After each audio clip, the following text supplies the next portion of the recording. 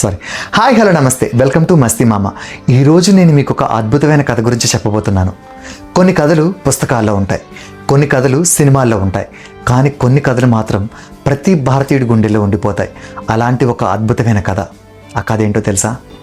యుద్ధం చేయాలంటే ఆయుధం కావాలి, కానీ ఆలోచనే ఆయుధమైతే, వ్యక్తే ఆయుధమైతే మరెవరో కాదు, మన అల్లూరి సీతారామరాజు గారు.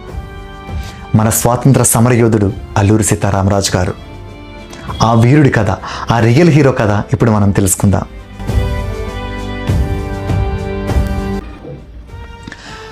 అడవినే ఆశ్రయంగా ఆయుధంగా మార్చుకొని బ్రిటిష్ వారిని గడగడలాడించిన ఒక వీరుడి కథ, ఒక రియల్ హీరో కథ, మన అల్లూరి సీతారామరాజు గారి కథ ఈరోజు నేను మీకు చెప్పబోతున్నాను.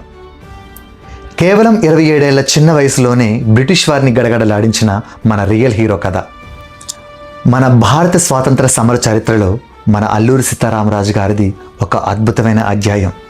మన అల్లూరి సీతారామరాజు గారు 1897 జూలై 4వ తారీఖున ఆంధ్రప్రదేశ్లోని విశాఖపట్నం జిల్లా పాండ్రంగి గ్రామంలో జన్మించారు. ప్రస్తుతం ఆ గ్రామం పశ్చిమ గోదావరి జిల్లాలో ఉంది. ఆయన తండ్రి పేరు వెంకటరామరాజు గారు, తల్లి నారాయణమ్మ.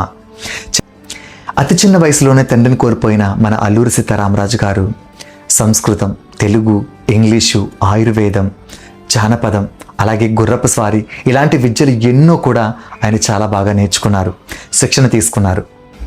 దేశవ్యాప్తంగా తీర్థయాత్రలు చేస్తూ బ్రిటిష్ వారు చేస్తున్న అరాచకాలు, అలాగే బ్రిటిష్ పాలన చేస్తున్న దౌర్జన్యాలు చూస్తూ చాలా చలించిపోయారు మన అల్లూరి సీతారామరాజు గారు.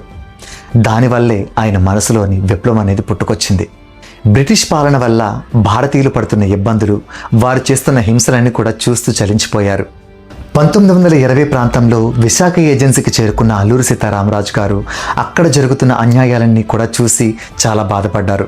విశాఖపట్నం ఏజెన్సీ ప్రాంతంలో 1882 మద్రాస్ ఫారెస్ట్ యాక్ట్ వల్ల గిరిజనులు పడుతున్న ఇబ్బందులు, వారి వ్యవసాయం, వారి భూముల్ని కోల్పోయి బ్రిటిష్ వారికి బానిసలుగా బ్రతకడం చూసి చాలా బాధపడ్డారు. సమయం గడుస్తున్న కొద్దీ బ్రిటిష్ వారి అరాచకాలు పరాకాష్ఠకు చేరుకున్నాయి. ఒక సాధువులా జీవిస్తున్న మన అల్లూరి గిరిజనులకు అండగా నిలిచారు. వారిలో మద్యపానం మాన్పించారు, వారిలో ఐక్యత పెంచారు. గిరిజనుల హక్కుల కోసం పోరాడే ఒక ఆయుధంగా నిలిచారు. అహింసతో మార్పు రాదని గమనించిన మన అల్లూరి గంటందొర, మల్లుదొర లాంటి వీరుల్ని కలుపుకొని 1922లో చింతపల్లి పోలీస్ స్టేషన్పై మొట్టమొదటిసారిగా దాడి చేశారు. తన యుద్ధాన్ని ఆరంభించిన మన అల్లూరి చింతపల్లి పోలీస్ స్టేషన్పై దాడి తర్వాత కృష్ణదేవిపేట, రాజవమ్మంగి, అడ్డతెగల పోలీస్ స్టేషన్లపై కూడా దాడి చేశారు. ఇక్కడ విషయం ఏంటంటే, మన అల్లూరి సీతారామరాజు గారి పోరాట ప్రతిమ ఎలాంటిదంటే, ప్రతి దాడికి ముందు పోలీస్ స్టేషన్లో మేము పలానా టైంకి మేము వస్తున్నా, పలానా రోజు మేము వస్తున్నామని సంతకం చేసి మరీ వెళ్ళేవాళ్ళంట.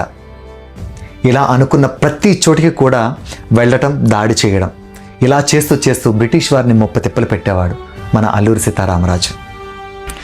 బ్రిటిష్ వారిపై దాడి చేస్తూ, దాడుల మీద దాడులు చేస్తూ వారిని భయపెడుతున్న మన అల్లూరి సీతారామరాజును చూసి బ్రిటిష్ వారు గడగడలాడిపోయారు.